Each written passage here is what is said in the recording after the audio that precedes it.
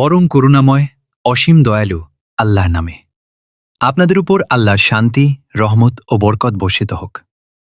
আমার প্রিয় ভাই ও বোনেরা, আজ আমি একটি অত্যন্ত গুরুত্বপূর্ণ বিষয় নিয়ে আলোচনা করব, যা বর্তমানে সামাজিক যোগাযোগ মাধ্যমে ব্যাপকভাবে ছড়িয়ে পড়েছে এবং মানুষের মধ্যে বিভ্রান্তি সৃষ্টি করছে।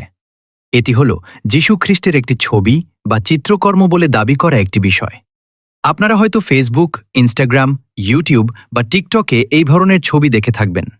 কিন্তু এটি কি সত্যিই যীশু খ্রিস্টের আসল ছবি, নাকি এটি শয়তানের একটি জালিয়াতি এবং প্রযুক্তির অপব্যবহার? আজকের আলোচনায় ইনশাআল্লাহ আমি তথ্য ও যুক্তির মাধ্যমে আপনাদের সামনে সত্য তুলে ধরব। প্রথমত, এর কোনো ঐতিহাসিক প্রমাণ নেই। যীশু খ্রিস্ট প্রায় 2000 বছর আগে এই পৃথিবীতে বাস করতেন। সেই সময়ে আমাদের আজকের মতো ক্যামেরা, ফটোগ্রাফি বা কোনো রেকর্ডিং প্রযুক্তি ছিল না। এমনকি তার জীবদ্দশায় তার কোনো ছবি, অঙ্কন বা চিত্রকর্মের অস্তিত্ব প্রমাণ করার মতো কোনো নির্ভরযোগ্য ঐতিহাসিক প্রমাণও নেই। ইতিহাসবিদরা একমত যে তার সময়ে যীশু খ্রিস্টের কোনো দৃশ্যমান প্রমাণ বা নথিভুক্ত ছবি নেই। তাহলে এই ছবিগুলো কোথা থেকে এলো? এটাই আসল প্রশ্ন। দ্বিতীয়, কৃত্রিম বুদ্ধিমত্তা কিভাবে কাজ করে? বর্তমানে অনেকেই যীশু খ্রিস্টের ছবি তৈরি করতে কৃত্রিম বুদ্ধিমত্তা ব্যবহার করছেন। কিন্তু মনে রাখবেন, এআই নিজে থেকে কোনো ছবি তৈরি করে না। এটি অনলাইনে উপলব্ধ লক্ষ লক্ষ ডেটা পয়েন্ট এবং তথ্যের উপর ভিত্তি করে ছবি তৈরি করে। বিগত কয়েক শতাব্দী ধরে ইউরোপীয় খ্রিস্টান চিত্রকররা যীশুখ্রিস্টের একটি নির্দিষ্ট গতানুগতিক চিত্র এঁকেছেন, যেমন লম্বা চুল, ঘন দাড়ি, ফর্সা ত্বক, নীল চোখ এবং সাদা পোশাক। এই চিত্রটি ইতালীয় এবং ইউরোপীয় রেনেসা শিল্পীদের কল্পনা দ্বারা অনুপ্রাণিত। যখন এআই একটি ছবি তৈরি করে, তখন এটি এই গতানুগতিক ধারণাগুলো এবং অনলাইনে থাকা হাজার হাজার চিত্রকর্ম, ছবি ও অলঙ্করণ থেকে শেখে। ফলস্বরূপ এআই যা তৈরি করে তা মানুষের কল্পনার একটি ডিজিটাল সংস্করণ ছাড়া আর কিছুই নয়। এটি কেবল ভুলই নয়, বরং একটি সম্পূর্ণ মন গড়া এবং বিভ্রান্তিকর বিষয়। তৃতীয়, ইসলামী দৃষ্টিকোণ। ইসলামী আইন অনুসারে নবী ও রাসূলদের ছবি আঁকা বা তাদের মূর্তি নির্মাণ করা কঠোরভাবে নিষিদ্ধ। এই নিষেধাজ্ঞা পেছনে যথেষ্ট কারণ রয়েছে। প্রথমত, তাদের মর্যাদা রক্ষা করা। কোনো প্রতিমা, মূর্তি বা কৃত্রিম উপস্থাপনা কোনো নবীর প্রকৃত আলো, মহিমা বা আধ্যাত্মিক শ্রেষ্ঠত্বকে প্রকাশ করতে পারে না। তারা ছিলেন আল্লাহর মনোনীত বান্দা এবং তাদের আধ্যাত্মিকতা ছিল ব্যতিক্রমী। মানুষের তৈরি কোনো প্রতিমা তাদের মর্যাদাকে সঠিকভাবে তুলে ধরতে পারে না। দ্বিতীয়ত, মূর্তি পূজার ভয় রয়েছে। ইতিহাস সাক্ষ্য দেয় যে যখন মানুষ নবী বা সৎ ব্যক্তিদের প্রতিমা বা মূর্তি তৈরি করত, তখন এই প্রতিমাগুলো ধীরে ধীরে শ্রদ্ধার বস্তুতে পরিণত হতো। পরবর্তীতে সেগুলো উপাসনার বস্তুতে পরিণত হয়। আল্লাহ তাআলা পবিত্র কুরআনে একেশ্বরবাদ রক্ষা এবং মূর্তি পূজা পরিহার করার বাধ্যবাধকতা স্পষ্ট করে দিয়েছেন। তৃতীয়ত, এটি বিদাত ও পথভ্রষ্টতার পথ খুলে দেয়।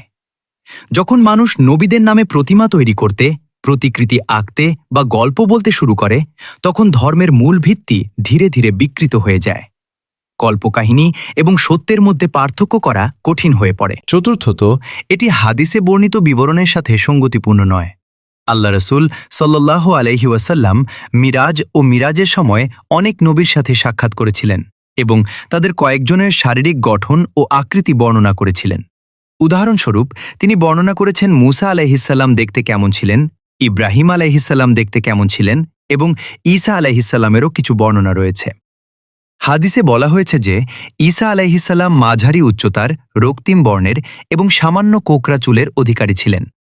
বর্তমানে প্রচলিত ছবিগুলো এই বর্ণনার সাথে মেলে না, বরং এগুলো ইউরোপীয় শিল্পীদের কল্পনাপ্রসূত, যারা ঈসা আলাইহিসসালামকে তাদের নিজস্ব সংস্কৃতি অনুযায়ী চিত্রিত করেছেন। পঞ্চম বিষয়, এটি শয়তানের পাতা একটি ফাঁদ কেন? শয়তান সর্বদা মানুষকে ধাপে ধাপে পথভ্রষ্ট করে। সে একটি ছবি দিয়ে শুরু করে, তারপর সেটিকে আবেগের সাথে যুক্ত করে। যখন মানুষ সেই ছবি দেখে আবেগগতভাবে প্রভাবিত হয় এবং তা শেয়ার করে, তার সামনে নত হয় বা বিশেষ ভক্তি প্রদর্শন করে, তখন তাদের জন্য মূর্তি পূজার পথ খুলে যায়। মনে রাখবেন, এই ছবিগুলো শুধু মিথ্যাই নয়, বরং এগুলো মানুষকে সত্য থেকেও বিচ্যুত করে। যখন মানুষ কল্পকাহিনীতে বিশ্বাস করতে শুরু করে, তখন তারা ইসলামের প্রকৃত শিক্ষা থেকে বিচ্যুত হয়। ষষ্ঠ বিষয়, কি করা উচিত? প্রথমত, এই ধরনের ছবি শেয়ার করবেন না, দেখলেও বিশ্বাস করবেন না। অন্যদেরও উপদেশ দিন। দ্বিতীয়ত, আমাদের অবশ্যই নবীদের আদর্শ ও সুন্নাহ অনুসরণ করে ভালোবাসা ও শ্রদ্ধা প্রকাশ করতে হবে। তাদের ছবি দেখে নয়, বরং তাদের শিক্ষা অনুসরণ করে। তৃতীয়ত, আমাদের অবশ্যই কুরআন ও সুন্নাহর আলোকে আমাদের ঈমানকে শক্তিশালী করতে হবে। কুরআন ও সহিহ সুন্নাতে যা নেই তা আমাদের অবশ্যই প্রত্যাখ্যান করতে হবে। চতুর্থত, সামাজিক মাধ্যমে যা কিছু দেখেন তা যাচাই করে নিন। প্রযুক্তি বা কৃত্রিম বুদ্ধিমত্তা অনেক কিছুই তৈরি করতে পারে, কিন্তু সবকিছু সত্য নয়। ভাই ও বোনেরা, ঈসা আলাইহিসসালাম আল্লাহর পক্ষ থেকে একজন মহান নবী ও রাসূল ছিলেন। আমরা তাকে শ্রদ্ধা করি, ভালোবাসি এবং তার উপর বিশ্বাস রাখি। কিন্তু আমরা তার কোনো ছবি দেখিনি আর কখনো দেখব না, কারণ সর্বশক্তিমান আল্লাহ তা নিষেধ করেছেন এবং এর কোনো সত্য ভিত্তি নেই।